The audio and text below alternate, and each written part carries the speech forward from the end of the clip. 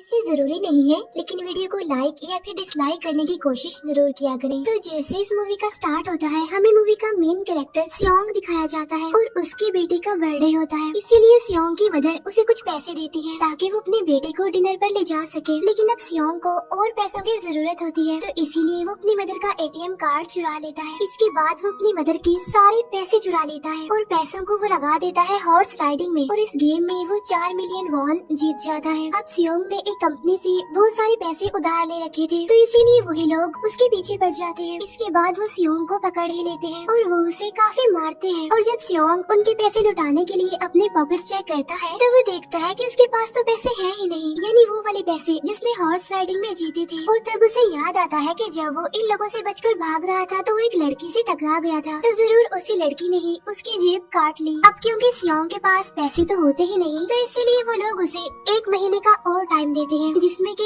वो उनके पैसे लौटा दे। इसके बाद सियोंग कुछ पैसों का अरेंज करता है और अपनी बेटी को डिनर पर ले जाता है। इसके स्टेशन पर पहुंचता है, लेकिन अनलकीली उसकी ट्रेन तो मिस हो गई थी। और जब सियोंग वहां पर बैठकर ट्रेन के आने का वेट कर रहा था कि तभी अचानक से उसके पास एक आदमी आता है, और ये अननोन पर्सन था, यानी सियोंग उसके बारे में कुछ नहीं जानता था। फिर वो अननोन पर्सन सियोंग को कहता है कि मैं तुम्हारे साथ एक गेम खेलना चाहता हूँ। वो सियोंग को कहता है कि अगर तुम इस गेम में जीत गए तो मैं तुम्हें 1 लाख वॉन दूंगा। तब इतने सारे पैसों का सुनकर सियोंग ये गेम खेलने के लिए एग्री हो जाता है। इसके बाद सियोंग काफी मार खाने के बाद ये गेम जीत जाता है, यानी वो 1 लाख वॉन हासिल कर लेता है। इसके बाद वो अननोन पर्सन सियोंग को एक कार्ड देता है, ये कहते हुए कि अगर तुम और पैसे जीतना चाहते हो तो इस कार्ड पर जो नंबर लिखा हुआ है उस पर कांटेक्ट करना। इसके बाद सियोंग जब अपने घर जाता है तो उसकी मदर उसे कहती है कि तुम्हारी बेटी अगले साल अपने स्टेप फादर के साथ US में शिफ्ट हो रही है। यहाँ पर हमें ये पता चलता है कि सियोंग की डिवोर्स हो गई है और उसकी वाइफ ने दूसरी शादी भी की। कभी भी ये नहीं चाहता था कि उसकी बेटी उससे दूर जाए, लेकिन उसे बहुत सारे पैसे चाहिए होते हैं अपनी बेटी की कस्टडी वापस लेने के लिए, तो इसीलिए सियोंग उस कार्ड वाले नंबर पर कॉल करता है। इसके बाद सियोंग को एक गाड़ी में लाया जाता है जहाँ पर और भी लोग थे, लेकिन फिर उन सारे लोगों को बेहोश कर दिया जाता है। और जब उन सब लोगों की आँख खुलती है तो वो खुद को एक फैसिलिटी में पाते हैं जहाँ टोटल 456 लोग थे, और वो वहाँ पर एज अ प्लेयर थे क्योंकि उन सबको एक यूनिफॉर्म भी पहनाया हुआ था। इस फैसिलिटी का होस्ट यानी लीडर एक आदमी था जो कि फ्रंट मैन था वहाँ पर, और वो सब पर नजर रख रहा था। अब यहाँ पर एक कॉमन चीज थी कि जितने भी लोगों को वहाँ पर लाया गया था उन सब ने कर्जे लिए हुए थे बहुत ज्यादा। सियोंग वहाँ पर प्लेयर नंबर 1 से मिलता है जो कि एक बूढ़ा आदमी था। उस बूढ़े आदमी को ब्रेन ट्यूमर था, यही वजह थी कि वो यहाँ पर आया था क्योंकि उसकी लाइफ तो वैसे भी खत्म ही होने वाली थी। इसके बाद वहाँ पर 2 प्लेयर्स जिनमें लड़के का नाम सैब्यूक और लड़के का नाम जैक होता है, उनके बीच फाइट होती है। अब यहाँ पर सैब्यूक वही लड़की थी जो सियोंग के पैसे लेकर भाग गई थी, यानी उसी ने उसकी जेब काटी थी। सियोंग तो उसे देखते ही पहचान लेता है, इसीलिए वो अपने पैसे मांगने के लिए उसके पास जाता है। गार्ड्स आ जाते हैं जिन्होंने पिंक कलर का यूनिफॉर्म पहना था और उनके फेस अच्छी तरह से कवर्ड थे। गार्ड्स उन सभी प्लेयर्स को बताते हैं कि तुम्हें यहाँ पर टोटल 6 गेम्स खेलनी होगी और जो इस गेम का विनर होगा उसे बहुत सारे पैसे मिलेंगे।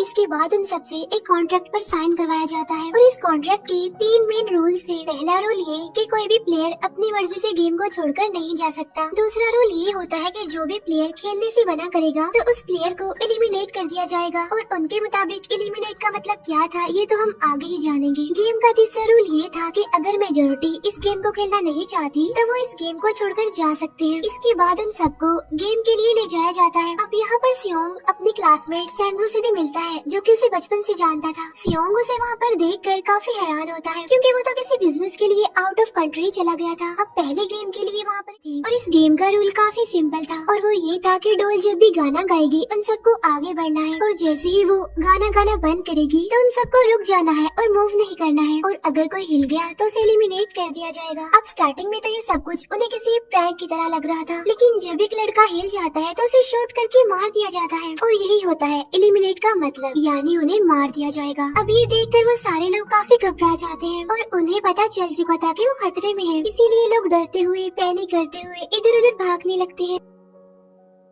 लेकिन अब क्योंकि गेम का रूल था इसीलिए जो भी हिलता है उसे मार दिया जाता है, और जितने भी सर्वाइवर होते हैं वो किसी न किसी तरह इस गेम को कंप्लीट कर ही लेते हैं। लेकिन जो लोग मर जाते हैं उनकी डेड बॉडीज को वहाँ से ले जाया जाता है, और अब 456 प्लेयर्स में से सिर्फ 255 ही रह गए थे। अब क्योंकि वो सारे प्लेयर्स इतना ज्यादा डर जाते हैं कि अब कोई भी गेम खेलना नहीं चाहता था। लेकिन जैसा कि रूल नंबर 3 था कि अगर मेजोरिटी चाहे तो वो ये गेम स्किप कर सकती है, तो इसीलिए उनका लीडर यानी फ्रंटमैन वोटिंग करवाता है। लेकिन इससे पहले उन्हें प्राइज मनी दिखाई जाती है, यानी जो विनर को मिलेगी। लेकिन इन केस अगर कोई गेम को छोड़कर चला जाएगा तो ये सारे पैसे मरे हुए प्लेयर्स की फैमिलीज को मिल जाएंगे। और ये prize money total 45 billion won होती है। इसके बाद वोटिंग करवाई जाती है, जिसमें मेजोरिटी इस गेम को खेलना नहीं चाहती थी, तो इसीलिए गेम को यहीं पर स्टॉप कर दिया जाता है। लेकिन अगर कभी फ्यूचर में वो लोग चाहें तो इस गेम को रिज्वाइन कर सकते हैं। इसके बाद सभी लोगों को उनके घरों पर छोड़ दिया जाता है। नेक्स्ट डे सियोंग पुलिस स्टेशन जाता है और वहाँ पर वो पुलिस को सारी बात बता देता है। लेकिन उन लोगों को सियोंग की बातों पर यकीन नहीं होता और उल्टा वो लोग उसे पागल समझने लग जाते हैं। इसके बाद सियोंग उन्हें वही वाला कार्ड दिखाता है, लेकिन हैरान कर देने वाली बात तो ये है कि उस पर जो नंबर था वो रॉन्ग था। इसके बाद सियोंग जब घर जाता है तो उसकी मदर वहाँ पर नहीं होती। उधर सियोंग का क्लासमेट सेंगू अपनी मदर को छुपकर देख रहा होता है और तभी वहाँ पर सियोंग भी आ जाता है। यहाँ पर सेंगू अपसेट होते हुए सियोंग को बताता है कि मेरे ऊपर 6 बिलियन का कर्ज है। वो बताता है कि मैंने क्लाइंट्स के पैसे लेकर स्टॉक मार्जिन में लगा दिए थे, लेकिन अनलकीली वो सारे पैसे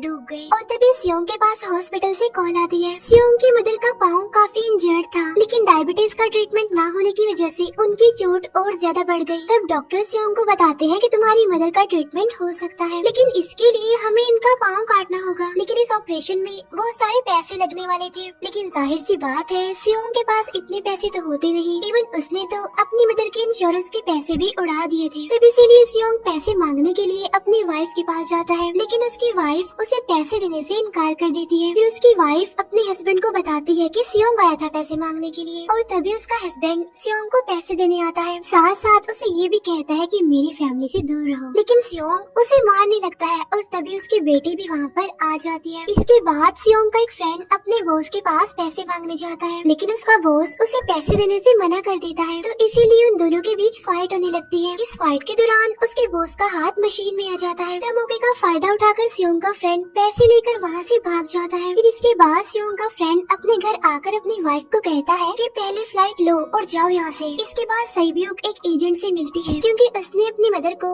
नॉर्थ एरिया से साउथ एरिया में लाना था। सईब्यूक वही लड़की जिसने सियोंग की जेब काटी थी, लेकिन यहाँ अपनी मदर को लाने के लिए सईब्यूक को बहुत सारे पैसों की जरूरत थी। अब सईब्यूक का एक छोटा भाई भी होता है, जिससे उसने प्रॉमिस किया होता है कि मैं मदर को जरूर ले आऊंगी। इसके बाद हमें एक ऑफिसर दिखाया जाता है और इस ऑफिसर का भाई कुछ टाइम से मिसिंग था, इसीलिए वो ऑफिसर अपने भाई के घर जाता है, जहाँ उसे पता चलता है कि उसका भाई तो पिछले कुछ दिनों से अपने घर पर भी नहीं आया। और जब वो ऑफिसर घर को चेक कर रहा होता है तो उसे एक कार्ड मिलता है वहाँ पर, और इस ऑफिसर ने सेम ऐसा ही कार्ड पुलिस स्टेशन में सियोंग के पास भी देखा था। तो इसीलिए वो ऑफिसर सियोंग के पास जाकर उससे इस बारे में पूछता है, लेकिन सियोंग उसे कुछ नहीं बताता। इसके बाद सियोंग जब अपने घर जाता है तो उसे वो कार्ड दोबारा मिल जाता है वहाँ पर। अब सियोंग डिसाइड करता है कि वो दोबारा से उस गेम को ज्वाइन करेगा, इसीलिए सभी प्लेयर्स को एक शिप के पास ले जाया जाता है। इधर ही वो ऑफिसर भी गाड़ियों का पीछा करते हुए उस शिप तक आ जाता है। वो एक गार्ड को मारकर उसे पानी में फेंक देता है। इसके बाद उन सभी प्लेयर्स को एक आइलैंड पर मौजूद फैसिलिटी में लाया जाता है। अब यहाँ पर उन्हें जरा भी अंदाजा नहीं था कि अगला गेम कौन सा होगा और उसे कैसे खेला जाएगा। इसके बाद वो लोग अपनी अलग अलग टीम्स बना लेते हैं। रात को सईब्यूक और उसकी फीमेल फ्रेंड वॉशरूम जाते हैं। यहाँ पर सईब्यूक गार्ड्स की नजरों से बचते हुए उस फैसिलिटी को एक्सप्लोर करने लगती है। तभी वो देखती है कि गार्ड्स बड़े बड़े बर्तनों में कुछ बना रहे हैं,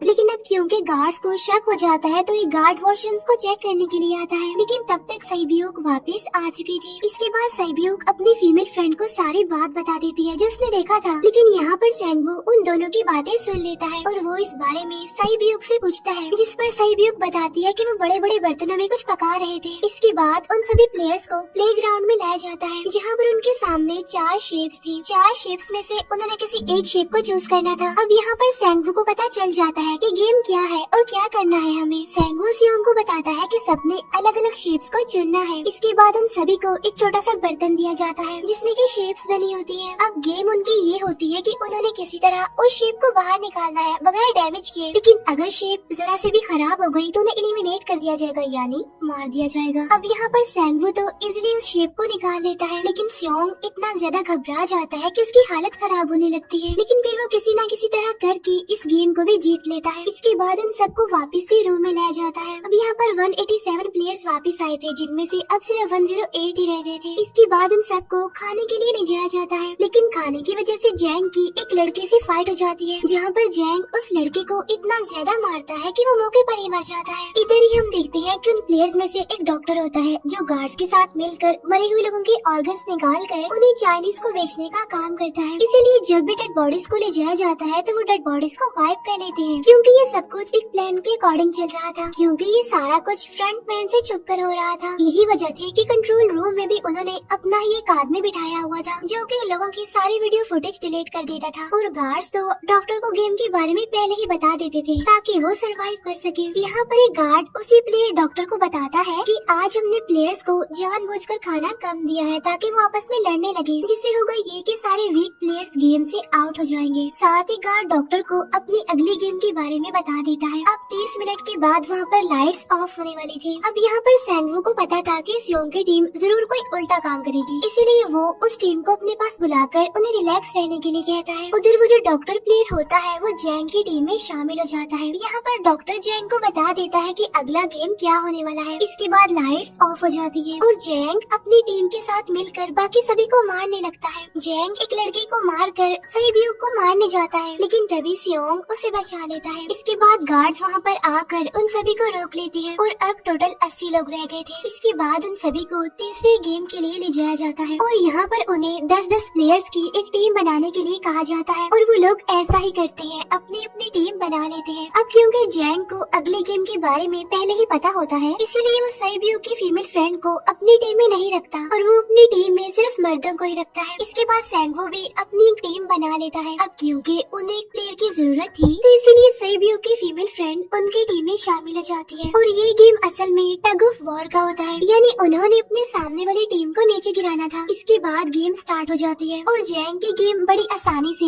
इस गेम को जीत लेती है। इसके बाद बारी होती है सैंगवू की टीम की। तो प्लेयर नंबर 1 यानी वो बूढ़ा आदमी कहता है कि मैंने अपनी जिंदगी में बहुत सारी टग ऑफ वॉर्स खेल रखी है, इसीलिए उन सबको गाइड करता है कि इस गेम को कैसे जीतना है। तो इसीलिए वो लोग किसी न किसी तरह करके इस गेम को जीत जाते हैं। फिर दिखाया जाता है कि 30 मिनट के बाद दोबारा से लाइट्स ऑफ हो जाएंगी, जिस पर सैंगवू उन सबको कहता है कि रेडी रहना। तो इसीलिए वो डिसाइड करते हैं कि एक एक करके हम पहरा देंगे। अब जैंग की टीम में एक से बढ़कर एक चालाक प्लेयर था, तो इसीलिए जैंग को डर होता है कि कहीं उसकी टीम उसे ही साइड पर न लगा दे, यानी उसे ही अपने रास्ते से न हटा दे।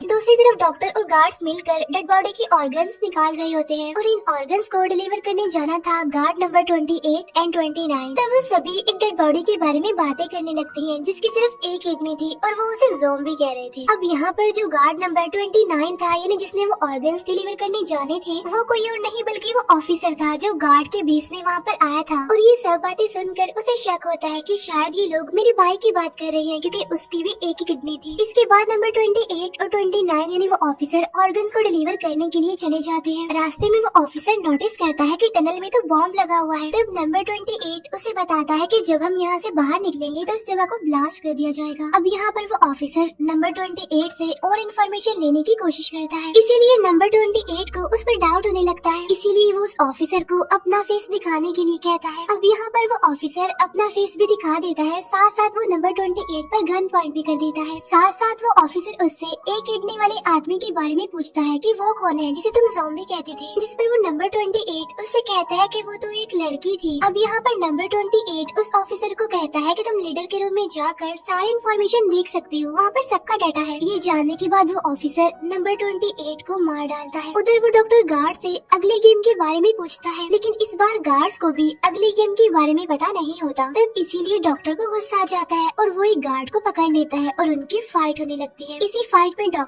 उस गार्ड को मारकर वहाँ से भाग जाता है। इसके बाद एक गार्ड भी उसका पीछा करता है और वो दोनों प्लेग्राउंड में आ जाते हैं। यहाँ पर गार्ड डॉक्टर को अपनी बातों में फंसाकर उसे मारने वाला होता है, लेकिन तभी लीडर इन्हें फ्रंटमैन आकर उसे मार डालता है और बाद में वो उस डॉक्टर को भी मार डालते हैं। साथ साथ इन्हें वहीं पर नंबर 28 की डेड बॉडी भी मिल जाती है, जिससे इन्हें ये पता चल जाता है कि फैसिलिटी में कोई घुस गया है। उधर वो ऑफिसर लीडर इन्हें फ्रंटमैन के रूम तक पहुँच जाता है। तो वो चेक करते करते एक ऐसे रूम में जाता है जहाँ पर सबके रिकॉर्ड्स थे और जब वो ऑफिसर रिकॉर्ड चेक कर रहा होता है तो उसे सभी विनर्स की एक लिस्ट मिलती है जिसमें उसके भाई का भी नाम था, यानी वो भी कभी विनर था। उधर सभी प्लेयर्स को फोर्थ गेम के लिए ले जाया जाता है जहाँ पर उन सबको अपना अपना पार्टनर चुनने के लिए कहा जाता है और वो प्लेयर्स करते भी ऐसा ही है, अपना अपना पार्टनर चुन लेते हैं। सही पीयू की फीमेल फ्रेंड भी अपना पार्टनर ढूंढने की कोशिश करती है लेकिन कोई भी उसका पार्टनर बनने को तैयार ही नहीं था। इसके बाद सभी प्लेयर्स को 10-10 मार्बल्स दिए जाते हैं। असल में ये गेम ऐसी होती है कि एक प्लेयर को अपने पार्टनर से सारे मार्बल्स लेने होते हैं बगैर कोई जोर जबरदस्ती किए, और जो दूसरा पर्सन होगा यानी जिसके पास मार्बल्स नहीं होंगे उसे मार दिया जाएगा। फिर सैंगवू और सियोंग का फ्रेंड ऑड और इवन का गेम खेलते हैं जिसमें कि उन्होंने गेस करना था कि सामने वाले के हाथ में कितने मार्बल्स हैं। अब यहाँ पर सियोंग का फ्रेंड सैंगवू के साथ जाता है जिसकी वजह से लास्ट में सैंगवू के पास सिर्फ एक ही मार्बल बचता है। अब क्योंकि सैंगवू को पता चल चुका था कि अब वो बच नहीं पाएगा, इसीलिए वो सियोंग के फ्रेंड को अपनी बातों में फंसा कर उसे ये यकीन दिलाता है कि अगर हम में से कोई भी हार गया तो हारे हुए लोगों का मैच दोबारा करवाया जाएगा। अब यहाँ पर सैंगवू धोखे से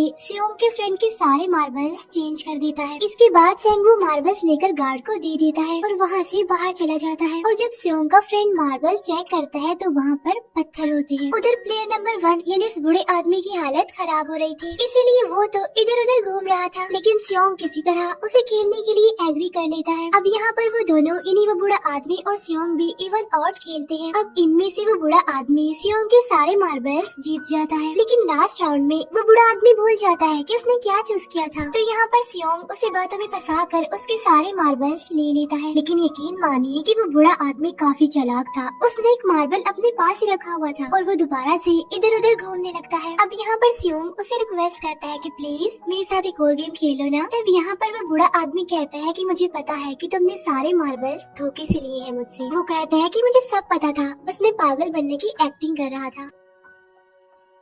तभी सुनकर सियोंग को उस पर तरस आ जाता है और वो उसे ही सारे मार्बल्स दे देता है। उसके बाद सैब्यूक और उसकी फीमेल फ्रेंड भी गेम खेल रहे होते हैं। उनकी गेम ये होती है कि जो मार्बल्स को दीवार के ज्यादा करीब फेंकेगा वही जीतेगा। पहले सैब्यूक अपने मार्बल्स फेंकती है, लेकिन जब सैब्यूक की फ्रेंड की बारी आती है तो वो अपने सारे मार्बल्स फेंक देती है। लेकिन जब सैब्यूक ये देख लेती है तो वो अपने फ्रेंड को दोबारा फेंकने के लिए कहती है, जिस पर उसकी फ्रेंड कहती है कि नहीं सैब्यूक, मैं बिल्कुल अकेली हूँ, मेरे पीछे तो कोई भी नहीं है, लेकिन अगर तुम्हें कुछ हो गया तो ये अच्छी बात नहीं है, तुम्हारे पीछे तुम्हारा छोटा भाई है, तुम्हारा वेट कर रहा है। और इसी वजह से सैब्यूक की फ्रेंड को मार दिया जाता है। इसके बाद उन सबकी डेड बॉडीज को वहाँ से ले जाया जाता है। इसके बाद वो सब वापस से रूम में आ जाते हैं। यहाँ पर जैंग देखता है कि सैब्यूक की वो वाली फ्रेंड तो अभी तक जिंदा है, जो कि बड़ी आराम से बैठी हुई थी। अब यहाँ पर हमें पता चलता है कि सैब्यूक की ये वाली फ्रेंड जैंग की भी फ्रेंड थी, लेकिन अब क्योंकि उन दोनों के बीच किसी बात को लेकर क्लैश चल रहा था तो इसीलिए जैंग की वो फ्रेंड उसे बुली करने लगती है। इसके बाद फ्रंटमैन को एक डेड बॉडी के पास उस ऑफिसर का आईडी कार्ड मिल जाता है। तभी फ्रंटमैन को पता चलता है कि उसके सारे वीआईपीज आ चुके हैं, तो इसीलिए फ्रंटमैन उन्हें लेने के लिए चला जाता है। फिर सारे वीआईपीज को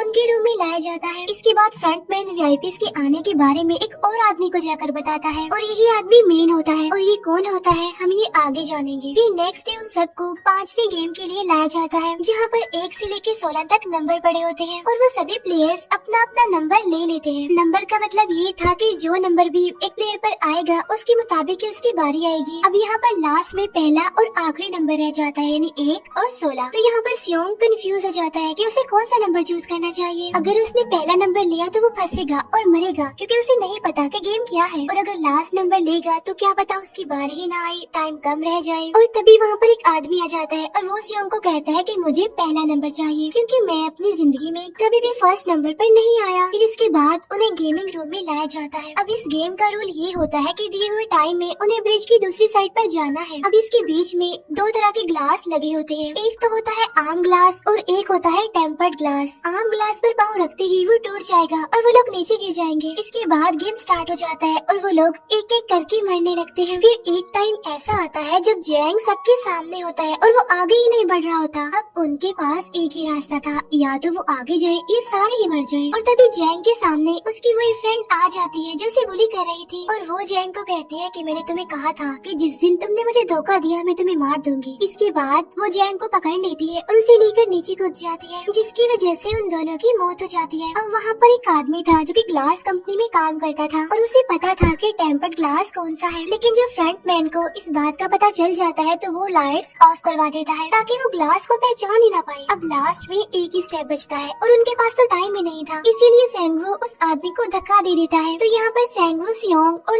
सेब्यूक ब्रिज को पार कर लेते हैं, लेकिन ग्लास टूटने की वजह से उन्हें काफी चोट लग जाती है, खास तौर पर सेब्यूक को। उधर उस ऑफिसर ने एक सर्वेंट को मारकर उसकी जगह खुद ले ली थी। अब एक वीआईपी को उस ऑफिसर पर शक होता है और वो उसे कहता है कि अपना मास्क रिमूव करो, लेकिन वो ऑफिसर कहता है कि ठीक है, लेकिन मैं अंदर जाकर अपना मास्क रिमूव करूंगा। इसके बाद वो ऑफिसर उस वीआईपी को लेकर अंदर चला जाता है। अंदर जाकर वो ऑफिसर उस वीआईपी को बेहोश कर देता है और इस बात का पता फ्रंट मैन को चल जाता है। इसीलिए फ्रंट मैन उसके पीछे जाता है और वो उस ऑफिसर को देख लेता है। इसीलिए वो ऑफिसर वहाँ से भागकर आइलैंड पर आ जाता है। फ्रंट मैन भी उसका पीछा करते हुए वहाँ पर आ जाता है। अब यहाँ पर वो ऑफिसर अपने सीनियर्स को कॉल करने की कोशिश करता है, लेकिन कॉल कट हो जाती है। फिर वो ऑफिसर उन्हें सारे सबूत भेजता है, लेकिन वहाँ पर नेटवर्क नहीं था। इसके बाद फ्रंट मैन ऑफिसर को पकड़ लेता है और उसे उनके साथ चलने के लिए कहता है, लेकिन वो ऑफिसर तो उस फ्रंट मैन पर गोली चला देता है। इसके बाद फ्रंट मैन अपना मास्क उतार देता है, तो वो ऑफिसर देखता है कि वहाँ पर कोई और नहीं बल्कि उसका अपना भाई है वो। इसके बाद ऑफिसर का भाई यानी फ्रंट मैन उसे शूट कर देता है और वो जाकर पानी में गिरता है। उधर ग्लास लगने की वजह से सेब्यूक काफी इंजर्ड हो गई थी और उसका बहुत सारा खून भी बह रहा होता है। इसके बाद तीनों सर्वाइवर्स को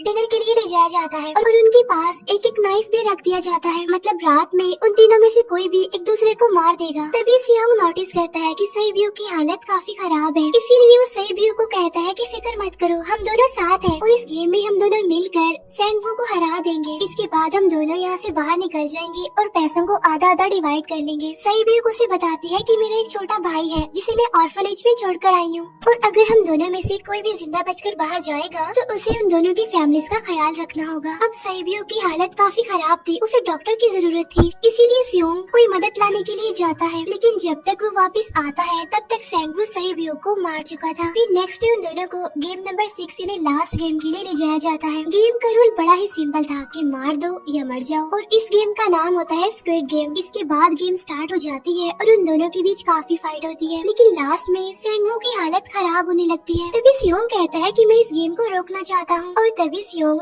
सेंगवू को उसके साथ चलने के लिए कहता है, लेकिन सेंगवू तो अपने आप को ही मार डालता है, जिसकी वजह से सियोंग गेम जीत जाता है। फिर फ्रंट मैन सियोंग को कहता है कि तुम बहुत अच्छा खेले, लेकिन मुझे इसकी उम्मीद नहीं थी। इसके बाद सियोंग को उसके घर पर छोड़ दिया जाता है और उसके पास एक एटीएम कार्ड भी था, और जब सियोंग उस एटीएम कार्ड को जाकर चेक करता है तो वो दिखता है कि सारे पैसे उसके अकाउंट में भेज दिए जाते हैं। इसके बाद सियोंग अपने घर जाता है, लेकिन तब तक उसकी मदर की डेथ हो जाती है। इसके बाद हमें 1 साल बाद का सीन दिखाया जाता है, जहाँ पर हम देखते हैं कि सियोंग की हालत काफी खराब हो गई है, यानी वो काफी नशा करने लग गया है और उसने अब तक उन पैसों को हाथ तक नहीं लगाया। एक दिन एक फूल बेचने वाली औरत सियोंग के पास आती है और वो उसे सेम वैसा ही कार्ड देती है जिसमें एक एड्रेस लिखा हुआ था, और फिर सियोंग उस एड्रेस पर जाता है, जहाँ पर उसे पता चलता है कि ये सारा किया धरा किसी और का नहीं बल्कि उस बूढ़े का है, प्लेयर नंबर 1 का, और वो अभी भी जिंदा है। यहाँ पर वो बूढ़ा आदमी सियोंग को बताता है कि मैं अपनी लाइफ से बोर हो चुका था और ये सारी गेम मैंने अपने क्लाइंट्स के साथ मिलकर बनाई ताकि मैं लोगों को मरता हुआ देखकर एंजॉय कर सकूं, लेकिन हाँ, हमने किसी को मजबूर नहीं किया था ऐसा करने के लिए, और मैंने गेम में इसीलिए पार्टिसिपेट किया क्योंकि गेम देखने से ज्यादा उसे खेलने में मजा आता है। वो कहता है जो पैसे तुम्हारे पास है वो मेरे ही है, और ये कहते ही उस बूढ़े आदमी की मौत हो जाती है। इसके बाद सियोंग सेब्यूक के छोटे भाई के पास जाता है और उसे लेकर वो जाता है सेंगवू की मदर के पास, और वो सेंगवू की मदर को कहता है कि इस बच्चे का ख्याल रखना। साथ साथ वो उसे एक बैग भी देता है जिसमें बहुत सारे पैसे होते हैं। इसके बाद सियोंग स्टेशन पर जाता है, जहाँ पर उसे वही अननोन पर्सन मिलता है जो कि उसे मूवी के स्टार्ट में भी मिला था। यहाँ पर सियोंग उसका पीछा भी करता है, लेकिन तब तक वो भाग चुका था। फिर सियोंग उस कार्ड वाले नंबर पर कॉल करता है और वो पूछता है कि तुम लोग कौन हो और लोगों के साथ ऐसा क्यों कर रहे हो, क्यों खेल रहे हो लोगों की जिंदगी से। लेकिन आगे से उसे रिस्पॉन्स आता है कि सियोंग, अगर तुमने जिंदा बचना है तो प्लेन में चढ़ जाओ, और इसी के साथ ही मूवी यहीं पर एंड हो जाती है।